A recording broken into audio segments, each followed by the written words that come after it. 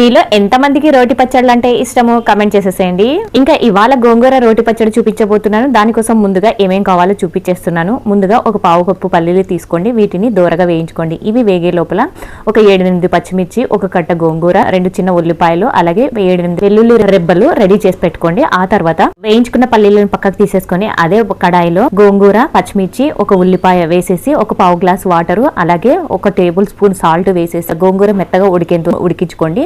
Last లో చూడండి, water పూర్తిగా అయిపోకూడదు, ఇంత మాత్రం వాటర్ ఉండాలి. ఎందుకంటే చట్నీ మరి గట్టిగా ఉండకూడదు కదా, అందుకోసం అనేసి. ఇప్పుడు రోట్లో ముందుగా పొట్టు తీసుకున్న పల్లీలని ఇందులో వేసేసి మెత్తగా దంచుకోండి. ఆ తర్వాత ఇందులో వెల్లుల్లి రెబ్బలు వేసి కూడా మెత్తగా దంచుకోవాలి. తర్వాత ఇందులో పచ్చిమిర్చి కూడా యాడ్ చేసి దంచుకోవాలి. ఇప్పుడు గోంగూర, ఉల్లిపాయలు కూడా యాడ్ చేసేసి అంతా బాగా మెత్తగా రుబ్బుకోవాలి. ఇలా రుబ్బుకున్న తర్వాత లాస్ట్లో కొంచెం వాటర్ ఉన్నాయి కదా, అది కూడా యాడ్ చేసేసుకొని ఇంకొకటి స్మాల్ ఉల్లిపాయ ఉంది కదా, అది కూడా ఇలా చిన్న చిన్నగా కట్ చేసుకొని వేసుకొని 1-2 సార్లు కచ్చపచ్చగా దంచుకుంటే ఎంతో టేస్ట్ అయిన గోంగూర పచ్చడి రెడీ.